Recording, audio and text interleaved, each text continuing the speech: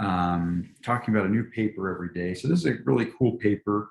It came out in our top journal a few years ago. And basically, what they do is they're interested in knowing what's the effect of charter schools on the outcomes of kids. And if you think about it, if you were just to go out into the world and say, oh, look, the charter school students are doing worse or better than the kids in government schools, we actually don't know which school is working better. Why? Because of the issue that we've been talking about for a while, which is selection. It could be that it's really poor kids, for instance, that are entering charter schools. And that's in fact what we find. So I think in the baseline, your average charter school student is going to start with a lower set of test scores than your average government school student. But on the other hand, you might also think, oh, actually charter schools are attracting really, what's the word? Kind of striver students that are really trying to do better. And so maybe there's positive selection. So whether or not charter students are doing better or worse than the students in traditional government schools, it doesn't really tell you very much about which kind of school is doing a better job.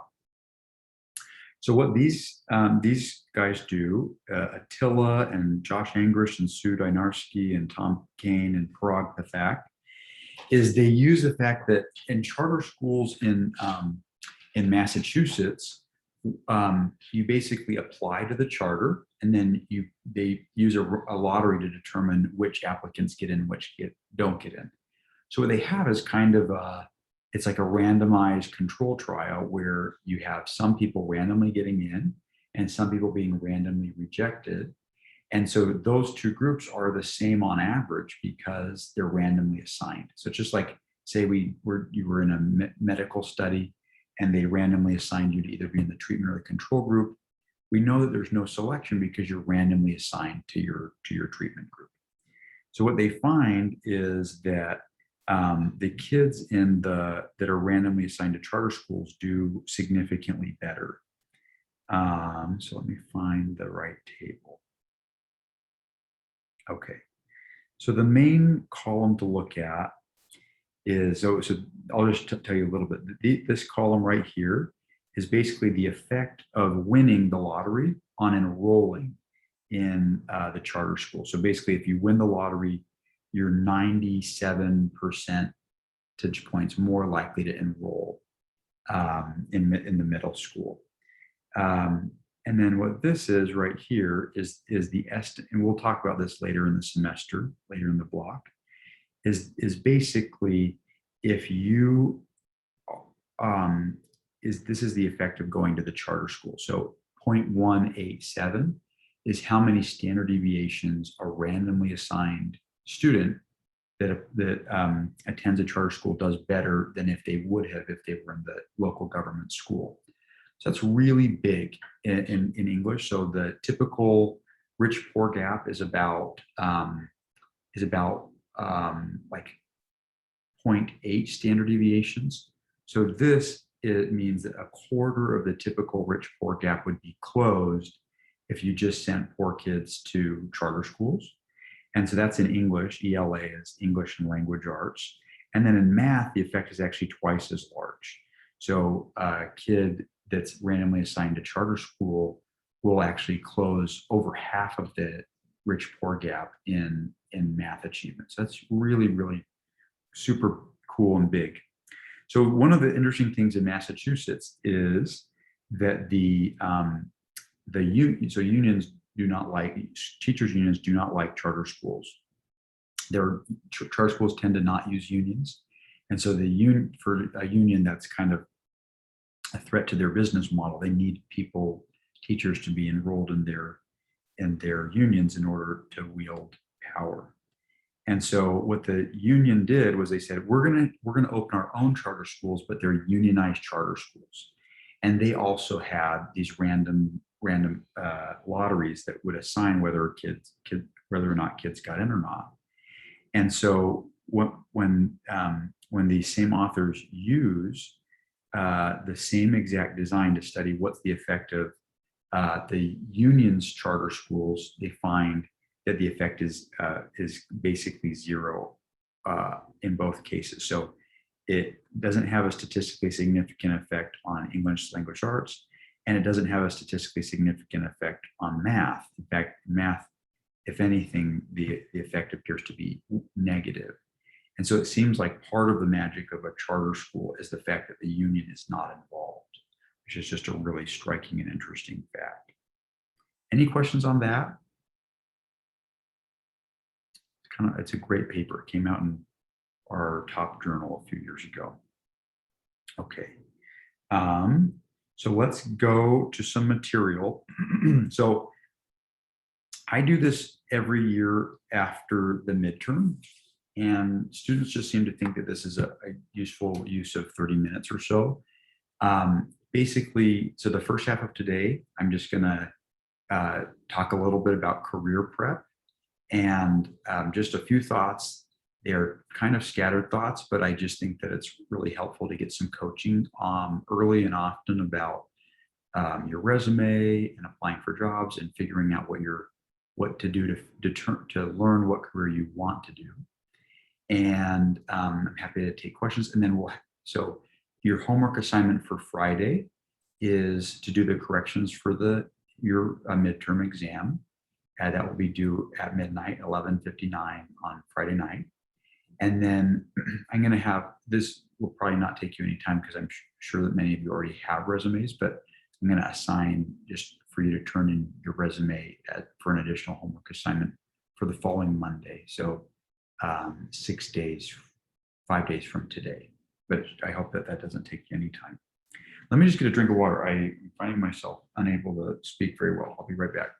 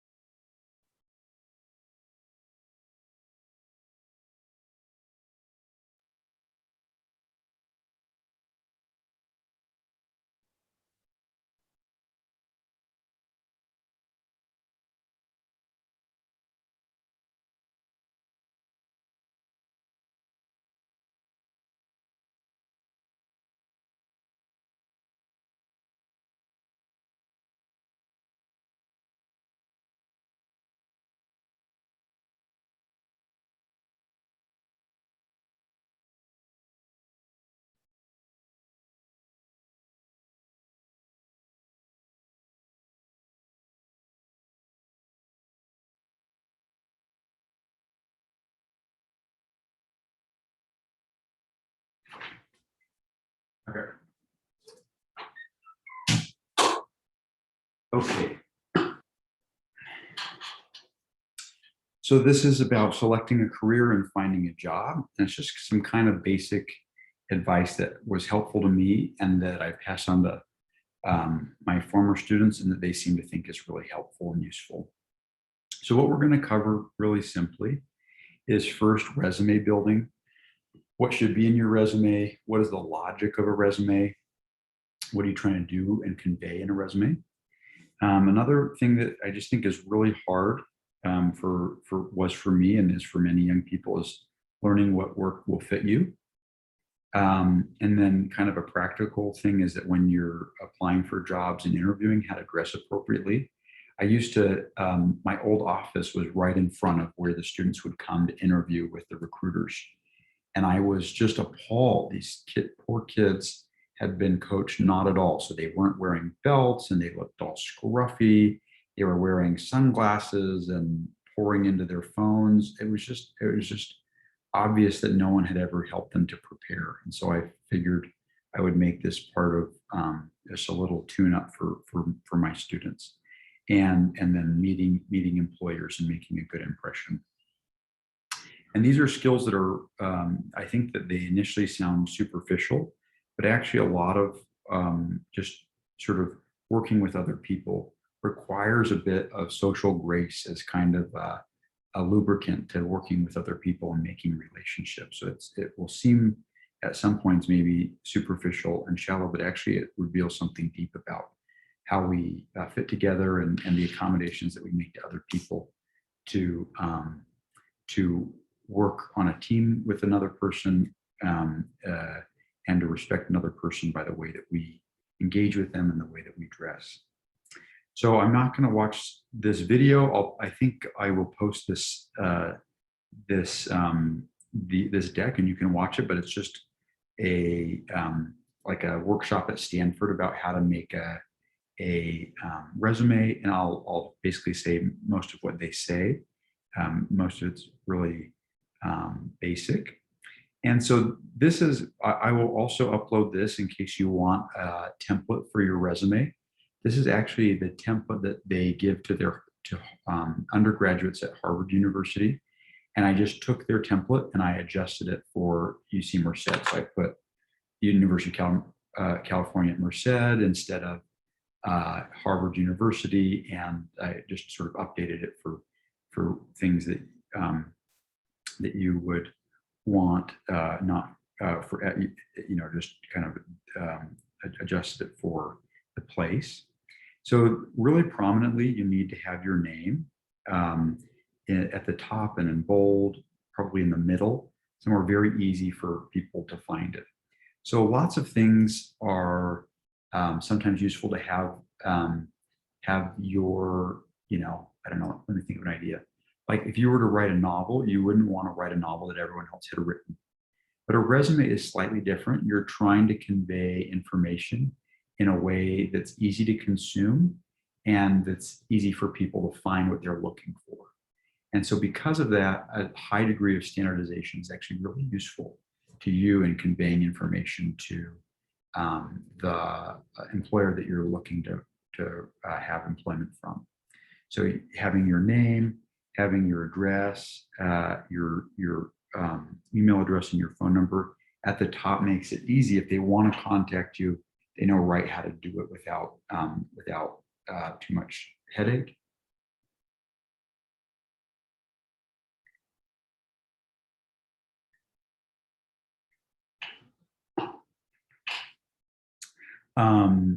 In general, and probably the most important thing when you're coming out of school will be the fact what's your degree, what did you major in. GPA is really important for most employers. What they want to know is, are you good at kind of meeting expectations and doing a great job? And one of the ways that they know that is, okay, well, we're, as an employer, we're basically giving our workers assignments, and then they come through and they do a good job and they of what we've asked them to do. And in a really kind of tidy way, that's very similar to what employers are going to do. They're going to have assignments for you as well, and they want to know that you've done a good job on your assignments in the past. So GPA, if your GPA is, I usually say if your GPA is above a 2.5, you should report it. If you don't report your GPA, it's just assumed that your GPA is so bad that it would disqualify you.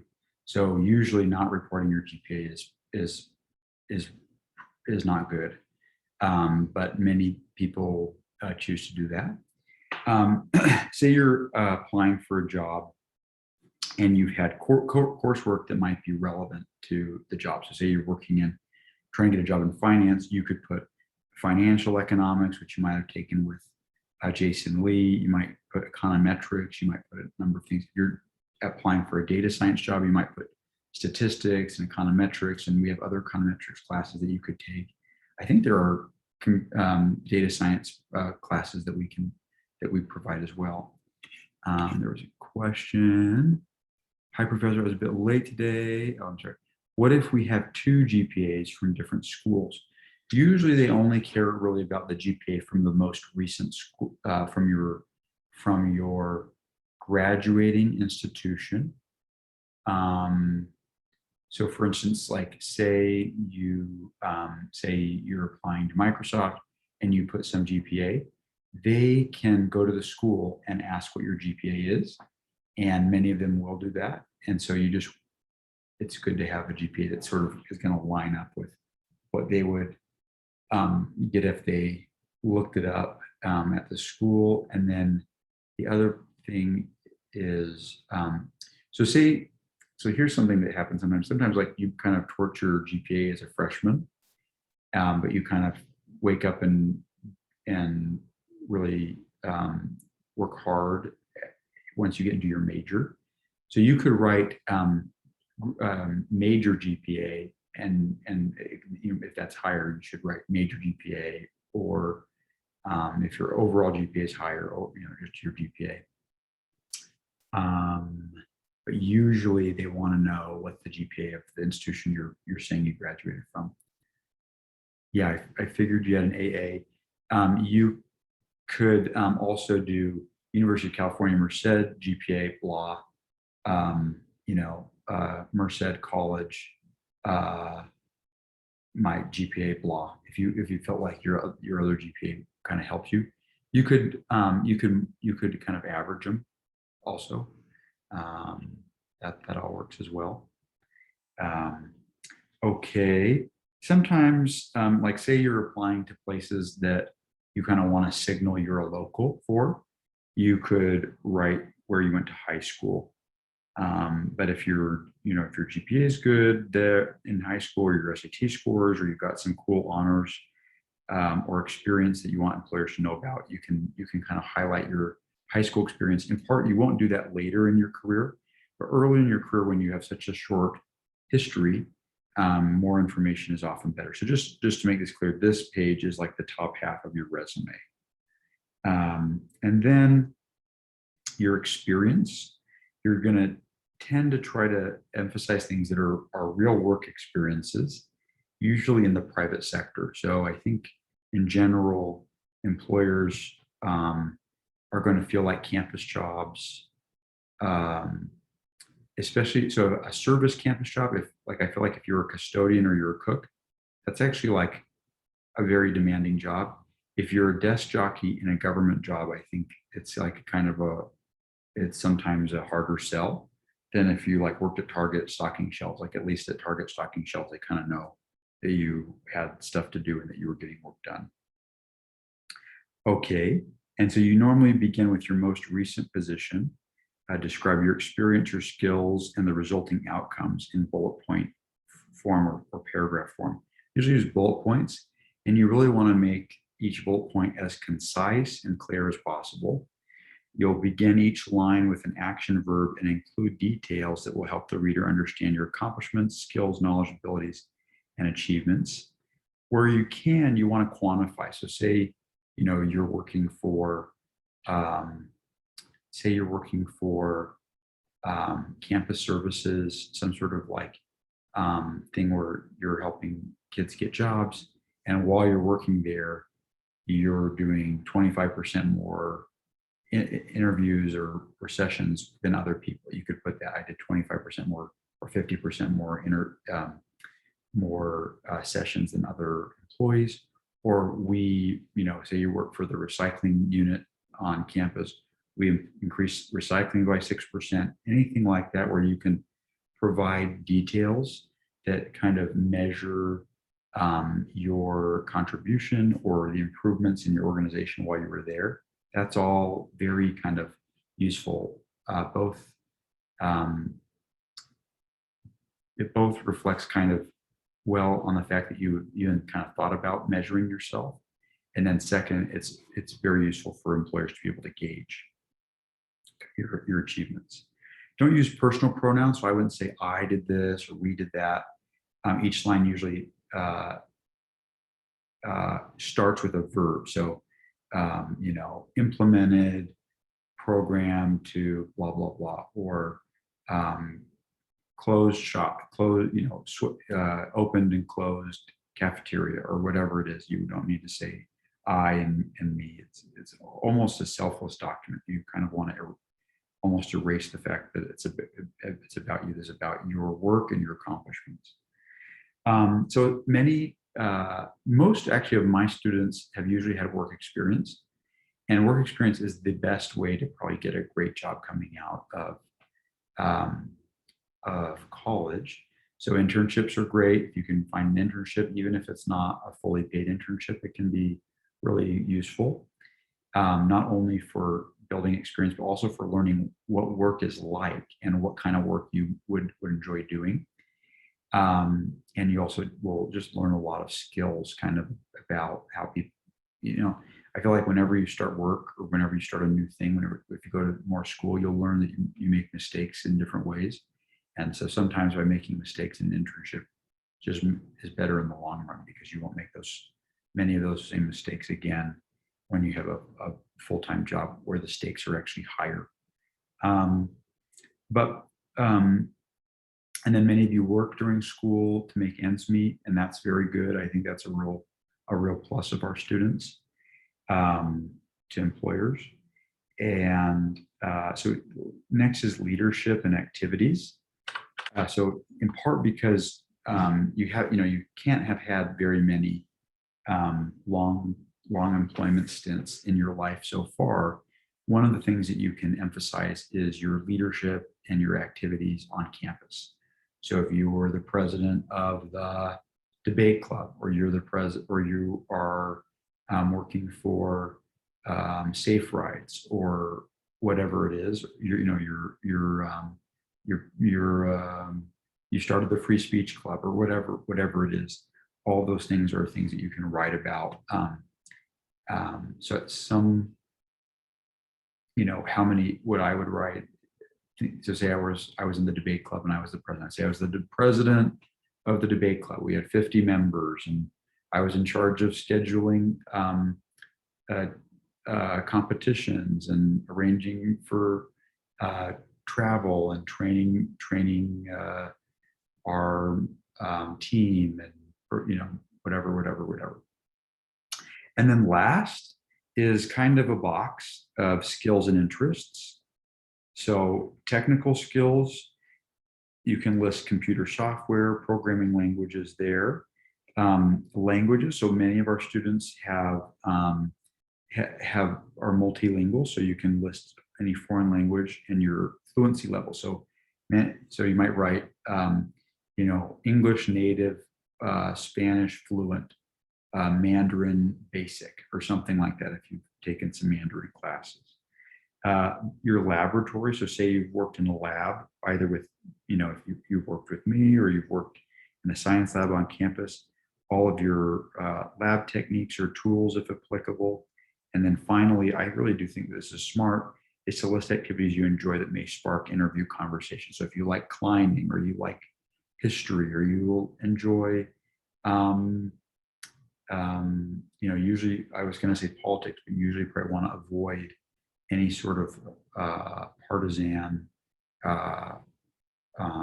topics in an interview setting, and usually in a work setting as well. So that's what your resume will look like. And I'll post this template, which is just a Word document that you can edit. That looks exactly like this on Canvas, in case you want to use this for your homework due Monday. Any questions on anything that we've been over right here? Is this helpful or boring? Have you seen this many times before? Noah, Manuel, Leanna, Kimberly, Katrina, Ibrahim? I think this is really helpful. I also was wondering, if you had any, as we move forward, if you have any advice on how to network. Yeah. So we'll talk a little bit about that, parts of that. What I can say is, what comes to mind is, so one thing you can do is you can go into our, there's like a career center on campus. I don't know how active they've been during COVID.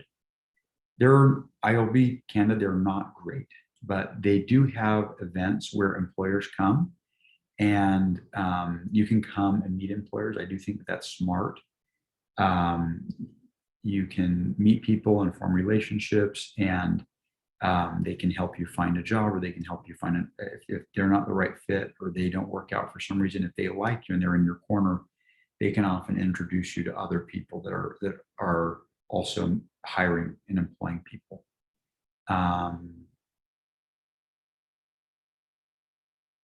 Oh, would you send that to me, and I'll post that as well? That's a great idea. That's great. Would you send that to me? A link? And what? The name Um, guy? the a huge and this guy on net His on name is LinkedIn. Max. I'm not sure who he is, but he's one of the counselors. He hosts like resume presentations, and he like, I think he has like during the year he hosts like a presentation like every 2 weeks or something, where he gives us tips on resume and like how to network. And I thought it was really, really helpful. Oh, good. I showed up to the last meeting, I think, which was honestly really informative, but I wish I were there for the other ones as well. Okay. Yeah. So there are probably lots of really good resources, and they are all run through the Career Center on campus. Um, and then part of it is trying to get um, to network. So one of so UC Merced is a wonderful place for a number of reasons. The faculty are young, which means there's just a lot more energy on campus. One of the downsides is that we just don't have many alumni that are in, because we haven't been there for very long. There's not like a managing partner at Goldman Sachs that graduated from UC Merced. So some of our alumni networks are thinner than they would be in 20 years or in 50 years, which are, most schools are at least 60 years old. But you can, the Career Center, what I did in my undergrad was I found the alumni that were working in places I wanted to go, and I would reach out to them. Let me read, and they would sometimes, I'd say, I'm so interested in this. It would be wonderful, it'd be great to learn more about how I can prepare myself. Do you have 10 minutes for what we'd call an information interview? And we'd try to have questions that would help us kind of learn what we needed to be working on to gear up and be ready for a particular work setting. Okay, I have a question that's in private, so let me just read it really quick. From Anonymous. For the GPA section, you said we should report if it's higher than 2.5. I have a really high GPA, and I went to the school to look at my resume. He told me I shouldn't put a 4.0 because it doesn't look right. No, I think I know who you're talking about, and that guy is an idiot. Put a 4.0, that's a very good GPA, and that guy is just full of shit. I just hate that guy. I've taken students down there, and he's an idiot. You should definitely put a 4.0. Excuse my language, by the way. I brought like my very best, I'll just tell you, I brought one of my very best students down there, and this guy says, what do you like? Do you like skateboarding or fizzy drinks? Or it was the most condescending interview I've ever seen. And then he's like, oh, you like energy drinks? You should go work for an energy drink company. But that is literally the most shallow and stupid way to pick a career that I could possibly think. The fact is that, like, your consumer experiences as a 16 to 21-year-old are literally like a decimal place in the economy. Just the economy is way bigger than the consumer experiences that you've had. So if the only places that you were interested in going were, Pinterest and L'Oreal and skateboarding company and Coca-Cola, there would be nowhere for you to work. There's like, it's just, and those aren't great careers. There's no sense to the, anyway, I'm so irritated by this person, and I can't believe that he has a job recommending career advice to people. It absolutely shocks and surprises me. I actually plan to get, no, don't get a B so your GPA can drop down. That would be totally insane. Don't worry about it. That guy's an idiot. Okay. What an idiot. I can't believe him. Okay. And it was a him, right? Am I talking about that? Are we talking about possibly the same person?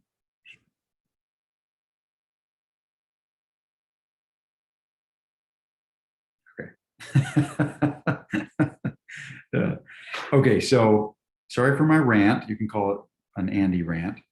Um, my aunt died last night, so that's that message.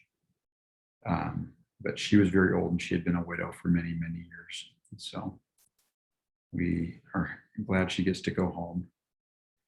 Okay, so your resume will have your contact information, your education, your experience, your skills and interests, and you're going to emphasize relevant skills and experience.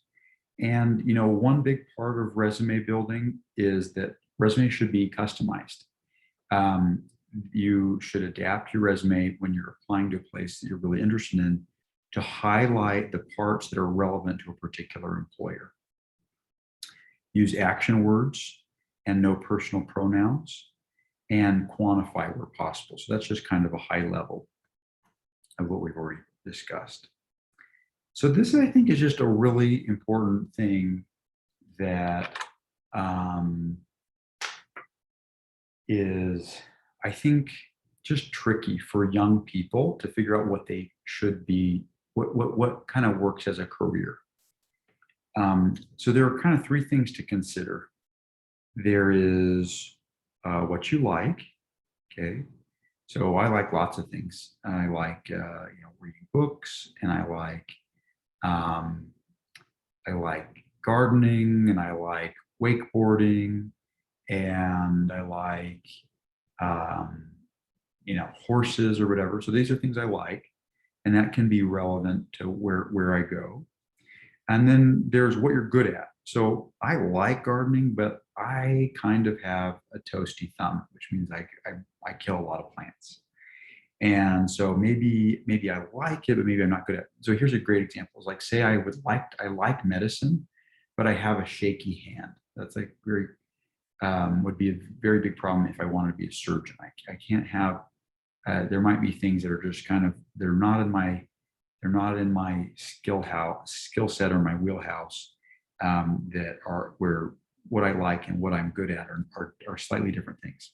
I think this is very true for um, like I want to be a professional basketball player. Well, I'm 5'10", so what I like and what I would be good at professionally are different things. And then finally is what someone will actually pay you for. And the tension here is that things that people will usually pay you for. So, and I know like a lot of young men, they like video games. They like League of Legends, and they're pretty good at League of Legends. But someone's not willing to pay for them unless they're one of the best four people in the world. And even if they're one of the best four people in the world, it's not clear that they can do that for a lifetime. They probably can't keep their they can't keep up at the top of like a game for their whole lifetime. So their income stream is really short. It's kind of like professional sports, except for maybe shorter and less lucrative. What's ikigai? Ikigai.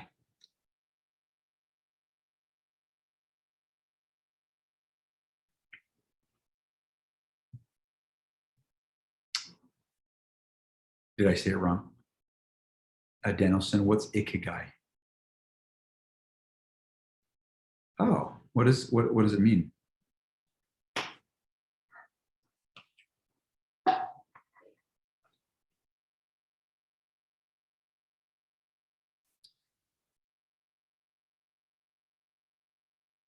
Oh, life and benefit. Oh, that's cool. I like that. I will need to look that up. If you have a link and you put it in the chat, I'll read it for sure. Okay. So, but what someone is willing to pay you for. So the key here is that people are usually willing to pay you for something that they don't have time to do, or something that they can't do, or often sometimes something they don't want to do. So, there are not a lot of jobs in, like I think a lot of people want to be like, what's a good example? a lot of people want to be a writer. A lot of people want to be an influencer. A lot of people want to be do things. A lot of people want to be a life coach. A lot of people want to be an interior designer. But you have to be so good that someone else is willing to pay you for that thing. And you can often get there, but sometimes it's risky. So I know that that's been hard for some of my friends. Like I have a couple friends and they like studied English, which I love. If you kind of notice, I like words and I like finding the right word. But they majored in English or history, and then they spent like 15 years trying to find a job for that, and so it's been really hard. So okay, so that's kind of those major circles. So if there's something that you're good at and you like it, but no one's likely to pay you for it, that makes for a good hobby. The intersection between what you like and what you're good at that is outside of the circle of what someone will pay you for is a good hobby. Okay. So sometimes it's a little different. It's something you like. It's something that someone will pay you for, but maybe you're not too good at it. So that could be, sorry, not a circle, but an X. You're not good at it. So maybe this is like, you like medicine, someone will pay you to be their surgeon, but you're not super good at it. And that's going to be a lawsuit. Okay. So we want to find something that you're good at that someone will pay you for. And let me just clean this up a sec. So where most people are is something that they're good at. And this could be something that you learn to be good at over time that someone will pay you for. So this is a good job. This is kind of where I live. This is where most human beings live. It's not something that they rocket out of bed in the morning and they're like, I'm so excited for a new day at work. That's kind of not where most people are about their jobs, but it allows them to provide for their family, and it allows them to have the things that they need in their life and to have time with family and other things that they want. So it's kind of a means to an end. That's often where I think that's just kind of realistically where most people end up, is something they become good at, that people are willing to pay them for. You can find meaning in something that you're good at that someone will pay you for, even if it's not the thing that you have always wanted or loved. And that's just like an important kind of truth of life. And then sometimes you can find something that you like, that you're really good at, and that someone is willing to pay you for. And that I call a dream job. That's just got everything. And if that's available to you, you should do that. And as long as it's something that can kind of last over your life cycle. So you don't, like I think like if you're going to be a football player and you're going to get bashed in so that by the time you're 30, your knees are busted and you can't work anywhere and you don't have any skills, that doesn't really make a whole lot of sense to me. But if you're a great writer and you love writing and you're so good that people will pay you for if you're a Brad Thor novelist or something like that, you should do that. That's a great place to be. Okay, if you're able to monetize anything in this day and age, so couldn't you possibly take out what someone will pay you for? But you were able to monetize anything in this day and age, so couldn't you possibly take out what someone will pay you for?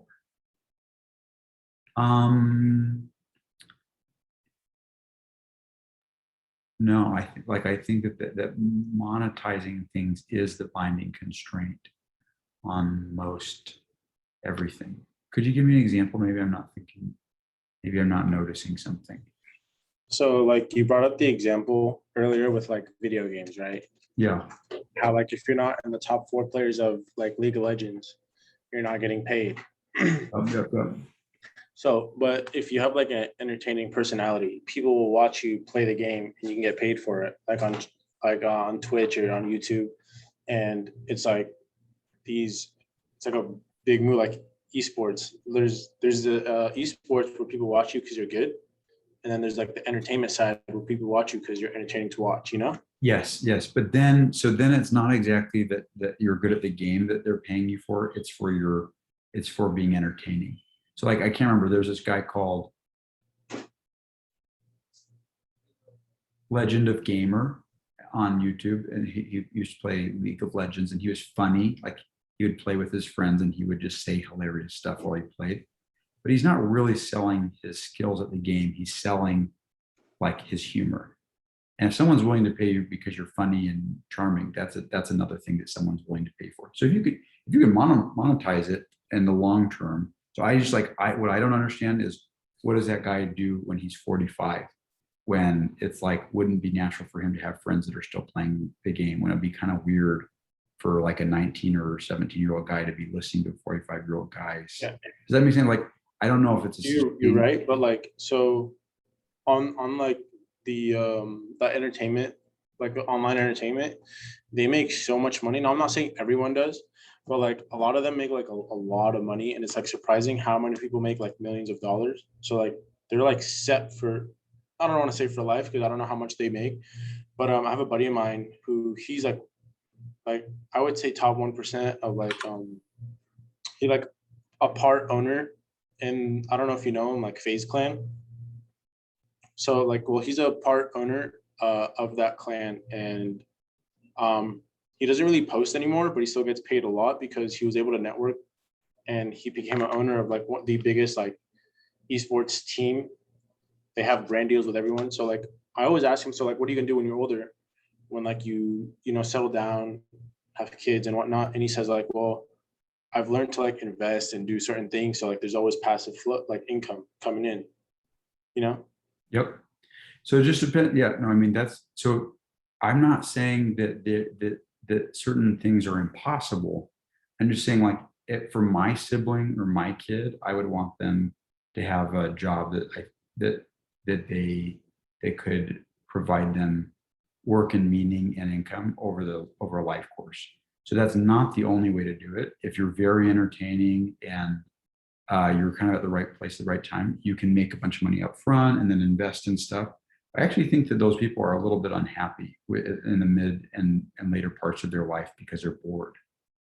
But that's just my feeling. I don't know. Yeah. And so I'm not saying that it's impossible. I'm just saying I'm actually, I don't even think it contradicts kind of this circle. I just think that they're selling their personality. They're not really selling their gamesmanship. They're fun. Fun is good. Okay, so this is just kind of more kind of a little bit similar to what we've been talking about. But what you like could be wakeboarding or video games or reading fiction. So I have some friends that are like very big fiction readers. Maybe you also like working with your hands and meeting people or solving complex problems. So these are going to, on average, be better bases for a career selection than wakeboarding or video games or reading fiction. And then what you're good at, maybe you're good at making sandwiches or programming or back rubs or fixing the washing machine. And then what someone will pay you for is what other people don't want to do but need. So plumbing or going to they don't have time to go to medical school or for data collection, et cetera. And then this is a really important thing that I just think is like overstated in our culture, is the follow your passion logic, which misses some really basic things. One is that most things that people need are not the subjects of passion. So like, who is really excited about, many of the things that need to be done, even good things like making sandwiches for people. I think that there aren't many people that feel kind of super animated about that to begin with. Two is that you haven't even had a young person like you hasn't had exposure to everything that you might like. So by only going kind of off of the things you currently have a passion for, you're going to miss a big part of the field of possibility. And then three is that this is kind of just like a really important fact of life, is that being young is synonymous with not knowing very much, not having much experience. And so you just wouldn't want, you just want to go in to making a career choice, in my view, with a little bit of humility, knowing that you don't know many of the possibilities that are out there. And you wouldn't want to kind of fence yourself in based on what you're aware of at age 21 or something like that. Okay. So one of the hard things is like there are literally a million jobs out there, and they're all super different, and they can take a while. So I just think getting out into the workforce and finding a place to work is so helpful, because you can find what kinds of people you like to work with, what kinds of work you like to do, what kinds of projects you enjoy being on. So I really do think that these summer internships can be so useful, just for, you can see 3 or 4 different jobs in a summer working somewhere, because it's not only your job you're seeing, you're meeting other people who have other jobs, and you can kind of figure out what looks good and what doesn't work for you, also what seems to not work. Getting varied work experience on campus can be really helpful. And if you can find out what you like and what drives you crazy about different work settings, it's so much the better to do earlier, because it can help shape the classes you take and the career that you're gearing up for. It can help inform these decisions that you're making right now. So, so it's really useful to just be thinking about the career that you want, because it can improve the decisions you make today about what classes and what majors and everything you're going to take. So I'd also say stay open to different kinds of jobs, different parts of the country. I would say like if there's an opportunity in Nevada or St. Louis or Tulsa, those are great parts of the country, and that you shouldn't kind of hem yourself into one kind of narrow nook of the country. Yeah, you can go to different countries. I mean, I think probably the best professional opportunities are still in the United States. There are some in Canada. I think I'm just guessing from the immigration flows that if you went back and worked in Mexico, you'd earn a really small fraction of what you'd be able to earn here. That doesn't mean you shouldn't move to Mexico and live there, but it just means, the fact that the flows are in this direction implies that life is on average happier and more prosperous here. But yeah, you can go wherever you like. You can go to Europe. You can go to there are great parts of South America and Central America. I have a friend that's living in Singapore, and he loves it. He doesn't speak any. I can't remember if they speak Cantonese or Mandarin, but he doesn't speak any of the local language. But he has a great time. He works for Uber. I think he's a data scientist for Uber, or one of Uber's competitors. I can't remember now. And be open to different industries. Be open to hospitality, or industry and manufacturing, or healthcare. Just kind of have an attitude of being open.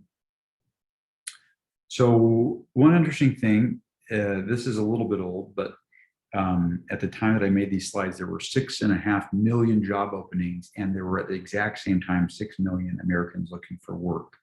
So how is that possible to have 6 million openings and 6 million people looking for a job? Well, it's because the skills of the people that don't have jobs are mismatched to the skills that are being sought in these openings. And so these are just kind of good areas to think about.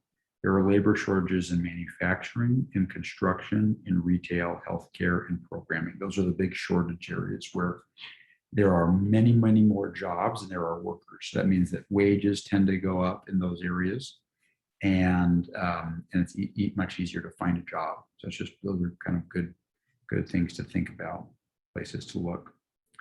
I'm going to skip this too. There's a really great TED Talk about from the guy that does Dirty Jobs. And so he's a great kind of thinker about life and work. This is a book that really helped me to figure out what kind of careers I would be good at. And it's a book called Do What You Are. It's still in print, and I have recommended it to probably tens of people over the last couple of years, and maybe hundreds, I guess. And basically, you do a personality test, and they explain the idea of it is if you choose work that isn't congruent with your personality, it's kind of like writing with your left hand. You can do it, but it will always be slightly more taxing, and you might never be able to really get to the top level. So for instance, when I was in college, I had a very good friend who was in sales. And I loved this kid. He was a great friend of mine. And I was like, oh, I should go and be a salesperson. And I tried it and I tried it and I tried it. And I was just terrible at it. Like I don't have the extroversion for it. I don't have the positivity for it. I don't have the optimism for it. I'm always like, yeah, they don't really need a solar, they don't need a solar system. They don't need what's it called? A security system. They don't, I was just never very good at kind of pushing a sale. And that's kind of part of my personality. It's just like, I am more introverted. I am more intuitive. I don't have I like ideas. I don't really like things that much. I'm a thinky person. And so the fact that like, I wasn't really good at kind of the emotional connection that sales requires, like in retrospect, kind of obvious. And I also like kind of pattern. I like having a pattern to my work, and sales is, I guess there's a pattern to it, but so I'm always, you're always kind of, it just was really uncomfortable for me. Okay. Any questions about that? I really highly recommend this book. It's all the part that you actually need to read is only about 70 pages, 60 pages or something like that. And the back has every personality type and different careers that tend to work for them and why they work. And it just was really, really clarifying for and it really helped narrow my focus for what kinds of things I might want to do. Any questions on that?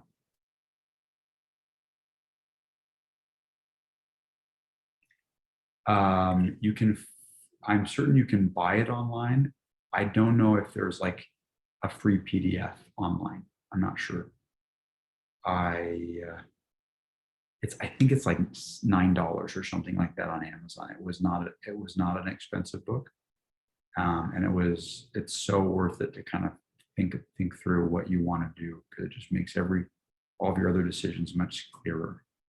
But I don't know. I don't think I couldn't encourage you to go and find a free copy. I'm not sure if I'm allowed to do that, but I have a copy. No, I probably lent it away, but it's a very, very useful book. Okay. So what's the purpose of the interview? So say you kind of, maybe you haven't figured out what you really want to be doing. Either way, you should be interviewing for jobs, and you should basically be willing to take the jobs that come to you, especially through campus recruiting. So when someone is interviewing you, they're trying to figure out if you're willing and able to become part of a team. So, and whether you'd be good and friendly to work with, and whether you're presentable to clients, to other businesses, whether you can represent the company and do work that is that puts a good face for the company. Because a lot of decisions have a kind of fundamentally emotional kind of spirit where you feel comfortable with this person, you're happy to do business with them because you trust them implicitly, and they can't, and then if you don't trust them implicitly, the relationship just doesn't work, doesn't go forward, because there's something about them that you feel might be off. So all of these things are things that you're trying to signal that you can do in your interview. So when you present yourself, you're demonstrating that you can become part of a work culture. So that's part of the reason that we wear more kind of formal and conservative clothes when we're interviewing. We don't wear, men shouldn't be wearing fluorescent or vulgar ties. Women's jewelry, I think, should be understated. Men should usually be wearing like a blue or a white shirt to an interview, usually a light blue or a white shirt. It also, when you're dressing appropriately for an interview, you're also expressing the fact that you can figure out what the guidelines are, and you don't need explicit explaining for everything. You're basically revealing the fact that you can figure out what the rules are and without much explaining, because it's uncomfortable, and sometimes it just doesn't. People are so sensitive right now that you wouldn't want to have an employee who you had to explain things to because of how kind of fragile everyone is at work and in school now.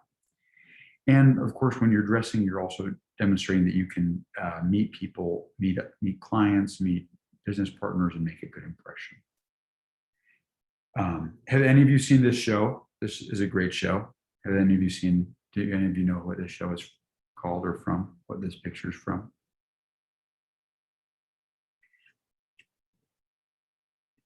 It's from a show called The Good Wife, and it's like my wife and my favorite show. It's very.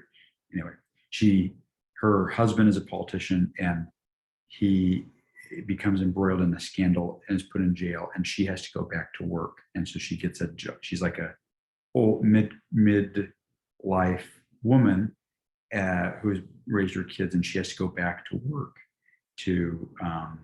when her husband is taken to jail. And so she's like a 45-year-old woman competing with this kid that's right out of Carrie, this guy, for an entry-level job. Anyway, it's a very good show, one of the best. So the general guidelines on dressing is the one step higher rule.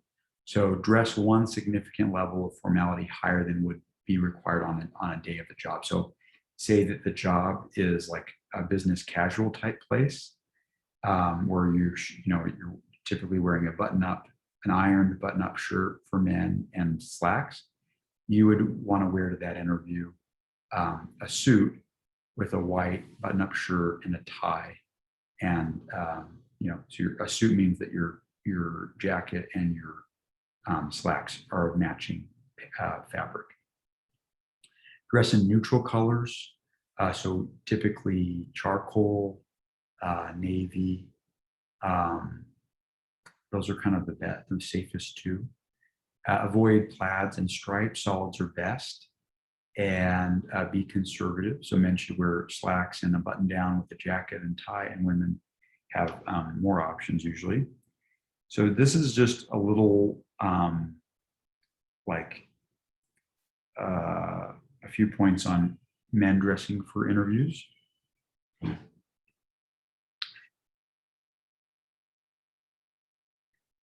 Yeah, that's true. Nordstrom Rack is pretty good. So your hair should be cut neatly, close to your scalp. If you're having, I think, I just think you want your hair cut kind of neatly, close to the scalp, clean shaven. You generally do not want to go to an interview with scruff or mustache or beard. Your shirt should be solid, neutral color, iron, no wrinkles. If you don't know how to iron, you can usually throw your shirt into the dryer with a wet rag and put it on high for maybe 10 minutes. Then take the shirt out and put it on a hanger and let it hang, and it will get most of the wrinkles out. It won't be perfect, but it will be presentable. Wear a tie. The neck of the shirt should touch the skin of your neck around the entirety of the shirt. So if it's too big, you'll be able, you can make a gap like this. This shirt is mostly the right size, but you shouldn't be able to make a big gap between your neck and the shirt. and it shouldn't be pressing into your neck. You should be able to comfortably put 2 fingers into the neck of your shirt. The tie should be subtle colors like maroon or blue or green, and should be tied neatly and drawn up to the neck. So don't, the Jim Halpert is kind of to have your tie down here. Don't do that. Have it at the top of your neck. And then the bottom of your tie should be long enough to cover your belt buckle. So sometimes young people will have their tie and it will come like to their belly button. It should come at least to your belt buckle. And speaking of which, you should wear a belt. The sleeves of your shirt should go to your wrist, but not so long that they wrinkle when your hands hang by your side. Your trousers should fall so that they touch the top of your shoe when standing with no more than 1 fold. So if you have multiple folds, it looks like your pants are too long. If you don't have any fold and the top of your pant doesn't touch your shoe, it looks like you've grown out of your pants, like they're too short for you, like you had them in high school and you grew out of them. Wear a belt that matches the color of your shoes. So if you're wearing black shoes, you need a black belt. If you're wearing brown shoes, you need a brown belt, I'm sorry.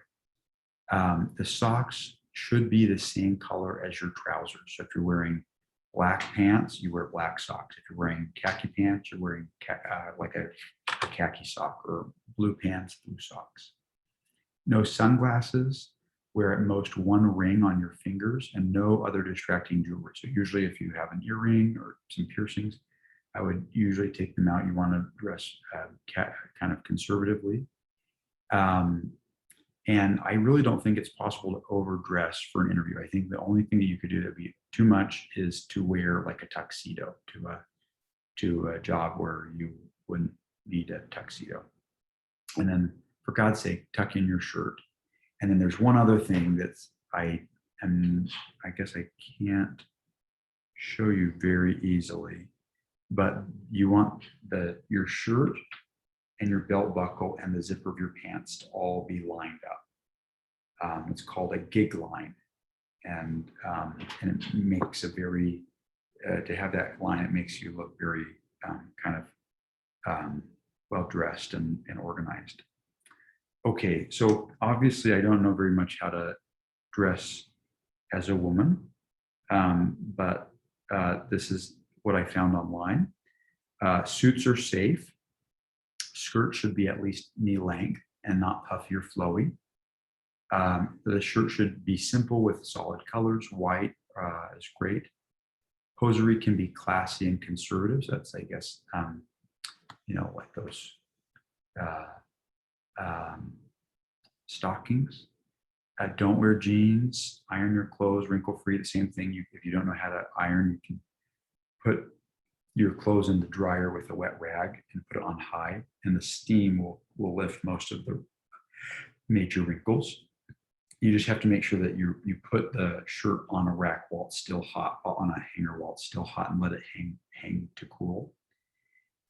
Conservative shoes, mid heel pumps, not really high heels. Usually high heels are probably a little bit too much.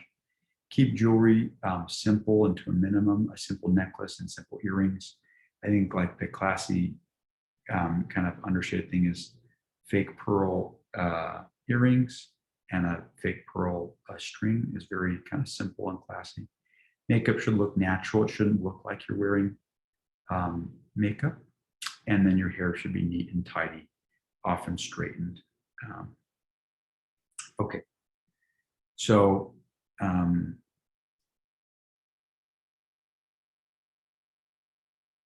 okay. This is also a great book. It's called The Curmudgeon's Guide to Getting Ahead. The subtitle is The Do's and Don'ts of Right Behavior, Tough Thinking, Clear Writing, and Living a Good Life. And, I always just felt like I needed more kind of coaching about work life and doing things well. And this was a nice short book about lots of good advice. Related, your cover letter. So often when you apply for a job, you'll have a cover letter where you're targeting the place and introducing your key qualifications. And in the cover letter, you want to highlight why you are a good fit for that job. You want to use the interviewer employer's last name, Mr. Smith or Mrs. Smith, Miss Smith. I think young people are generally predisposed to use people's first name, as I am, but in a work setting, and especially when you're beginning in an interview, you want to use people's last name. I think it's the polite thing to use someone's family name until they've invited you to use their first name. And that's a very good feeling when you've come to someone and they say, well, actually, you can call me Mary or you can call me John. Okay, the grammar in your cover letter needs to be correct. No one wants to hire someone that couldn't even proofread their own cover letter. Okay. And then this is just for when you come to an interview. It's so important always to be polite, and it will just be a good practice and good service to you to always learn to be polite. But it's especially important when you're interviewing for a job. So always be kind and courteous, be early, 10 minutes early when to an interview. Wait and be seated for the interview, and don't go into your phone. Just use the time to kind of collect your thoughts and maintain your composure. I think people just tend to be distracted and look bad when they're pouring into their phone. And be polite. I mean, I just think this is a really good thing to learn. And in this, you guys are actually very, very good at being polite. But you say please and thank you. When someone tells you thank you, say my pleasure, which is different than no problem. No problem implies it might be a problem. My pleasure implies that you're happy to be helpful, and that's a very different thing. And when someone meets you, you say, it's great to meet you. I'm glad to meet you. And after the interview, always send the interviewer a thank you letter or email. It is a huge differentiator between the people that want the job and that don't, the people that are kind of polite and grateful and the people that aren't. And yeah, I think, yeah. Anyway, that is what I've got for today. Any questions about any of that?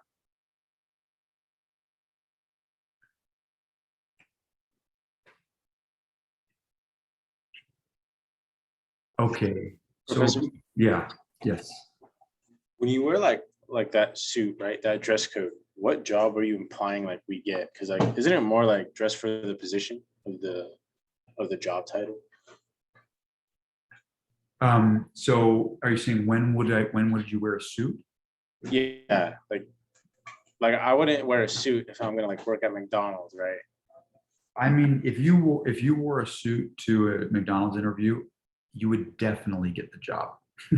Or at least that's the odds of you getting that job dressing in a suit to get a McDonald's job. I think they'd be like, yeah, we want this kid. This kid wants it. That's my feeling from, people that I've known that have interviewed for jobs. That's a huge signal that you want it, that you're hungry for it. And that's what a manager wants. They want someone that wants it.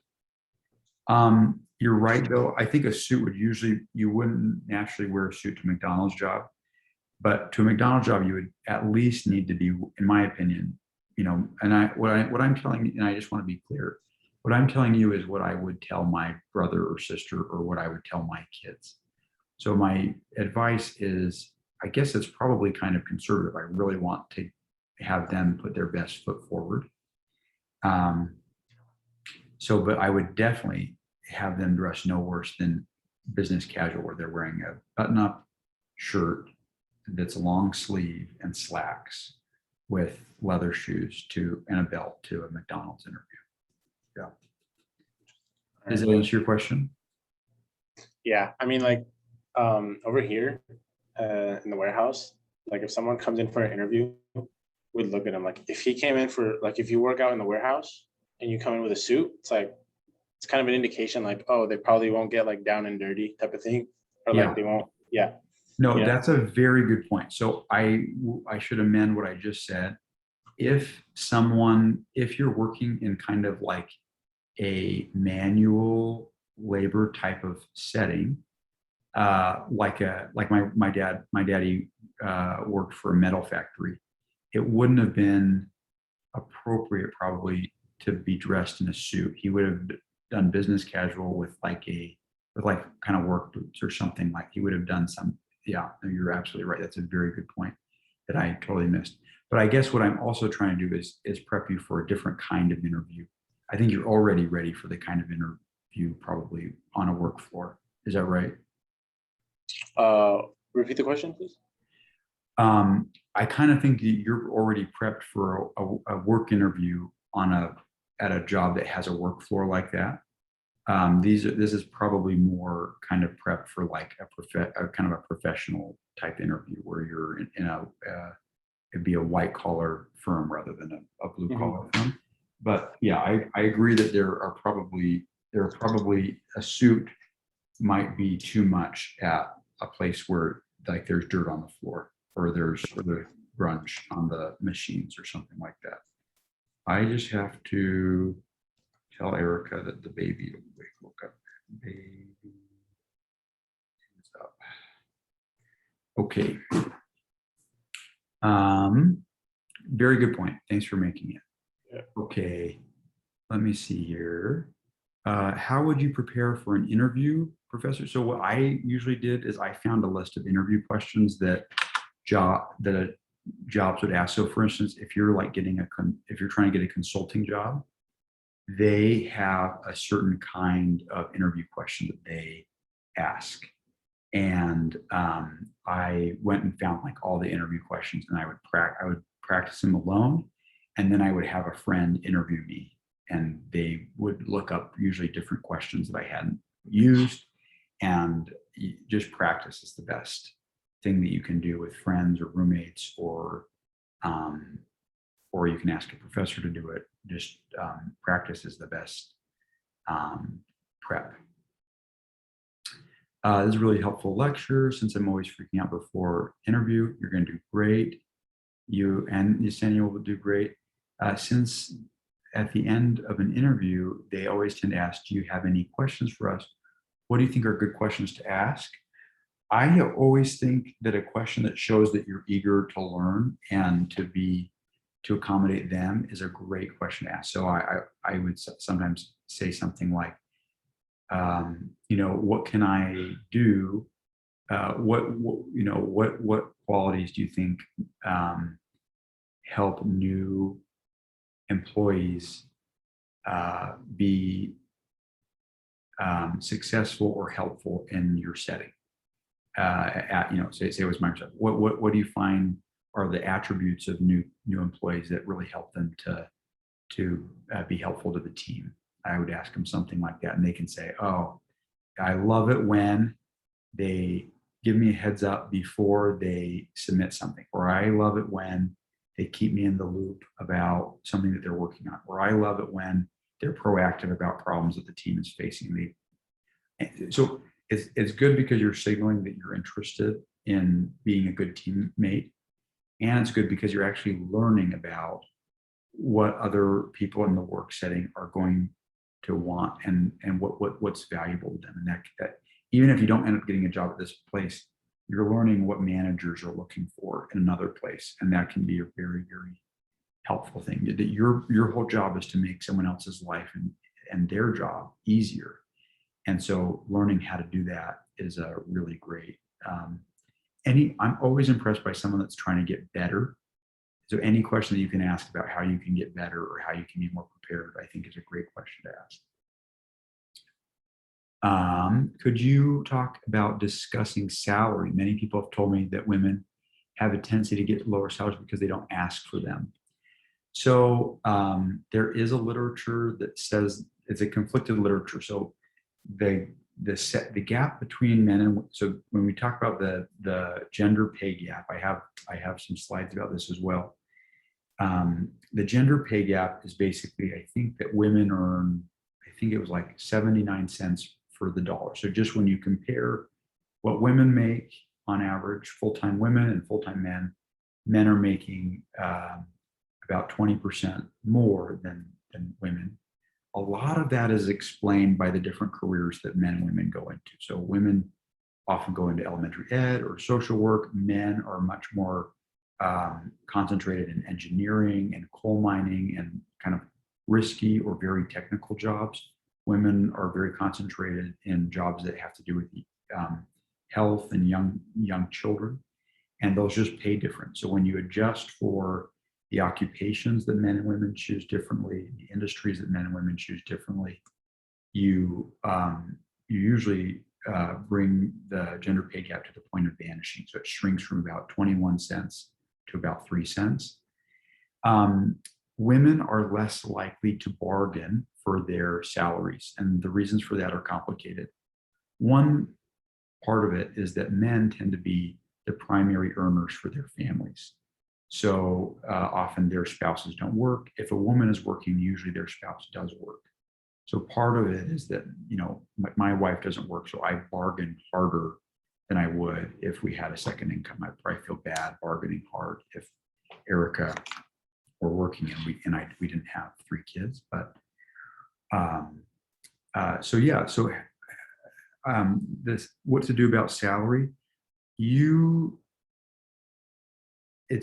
So I usually don't state what kind of salary I'm looking for. I've been asked that question, and I usually say I will consider any fair offer, and I'm open to negotiating. That's what I usually say.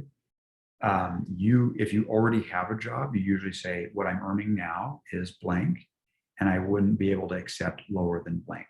And so blank, the second blank might be lower or greater than your current job, depending on how much you want the current job. Usually the best thing is to just be truthful and say, this is what I would need to move. This is what I would need to accept an offer, if you have a number like that. But especially for a first job, I haven't heard of many first jobs asking for that. They usually want to know what your salary requirement is if you already have a job. Does that answer your question, Katrina? It's a very good question. And women shouldn't be afraid of asking for raises. So part of it is also that women are less assertive on average for a variety of interesting reasons. Women tend to be higher in personality trait agreeableness, and men tend to be higher in personality trait disagreeableness. And disagreeableness is actually related to being paid more because you're just a pain in the butt. So that's how I guess, yeah, I don't know. But honestly, the differences in salaries are very small. So once you compare, like within an organization, men and women that have the same job and that are doing the same work, the pay differences are essentially zero in most settings. Okay, when is it appropriate to bring up, like, negotiating? Okay, so at some point you'll be negotiating your salary, and they give you an offer and you say, this isn't enough, or this is great. And that's just that. So I always think it's better to start talking about salary after they've made an offer. Because if you say you said, oh, I would need to make 40K or 50K. The problem is that you don't really know what they have in mind. You don't know if they want to pay you 30K or if they want to pay you 80K. So I always feel like when I say what I would want, I might be preventing them from making a better offer. And I might be saying a number that's so high that I'm eliminating myself from consideration. So that's what I've always worried about. And so that's why my stance is always that I'm flexible and I'm willing to negotiate and I'm excited about this job. But that's other people. I think that's all honestly, I think that's the typical routine. I don't know, but that's my sense. You could ask where you would be in a year. Yeah. So is that if they ask you what questions you have, is that right? Yeah. So like if someone says like for the questions, I just wrote that because it's shortened, but like if you say like, if I'm like giving it my all, like working 100%, fulfilling my job like every single day, or even doing more than what I'm asked to do, like, what's the picture for me for a year? Like, that shows that they're willing to work and like they're gonna be sticking around for a long time, and they're not just someone who's like looking, who's like still job searching and he's gonna just be like hopping around, you know? Yep.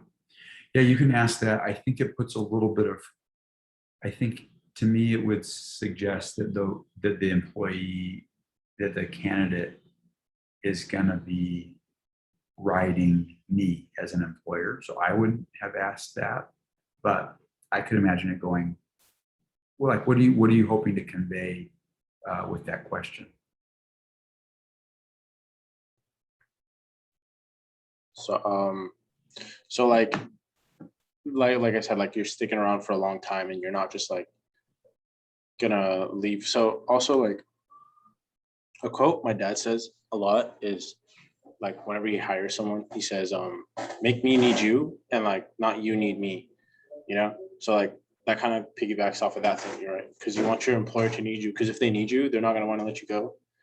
And then you're gonna be like, if you do ask for a raise, they'll be more willing to give it to you, type of thing, you know? I agree 100% with that. That's great. Yeah. Another good question Kimberly asked, you could ask the employer, what does a typical day look like on the job?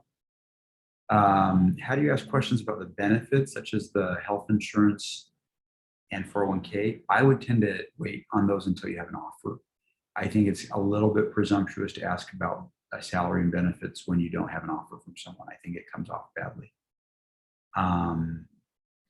May you ask how much they appraise you? I think that's really risky. I think it sounds like you're fishing for a compliment. So if the interview is going well, it's kind of might be a turnoff. If the interview is going badly, you put them in a weird position because you would be saying, you know, can you describe how well this interview is going? And maybe they don't feel like it's going that well. So I think that's a risky one.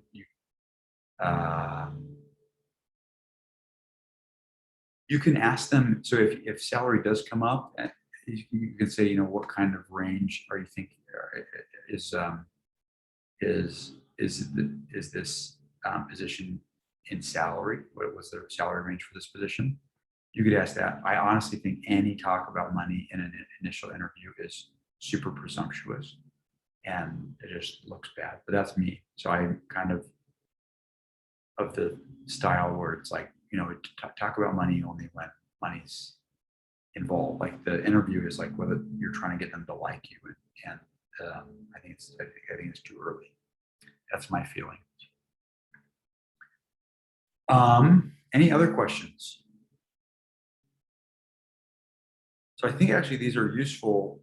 These are really useful questions because I'm at least telling you the coaching that I would give my siblings, and I do think it would be early to talk about benefits or salary in before you have an offer. And also being a little coy about what you want. Oh, you know, I'm willing to negotiate. That's also a kind of like it's appreciated in part because it's kind of savvy. So an employer knows that I think that he or she's talking to a smart person if you're wanting to defer a discussion of salary.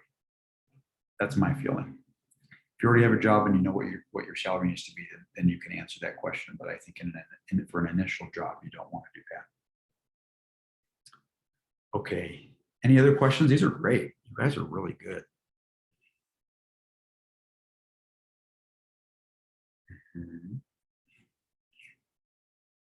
So that went a little bit longer than I was anticipating, which is totally fine. I will post the,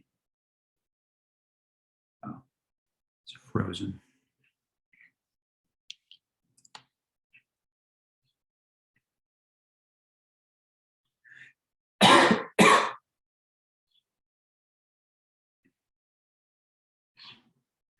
Okay, sorry, I think I'm losing my internet, but that is all I have for today, and we will pick up tomorrow.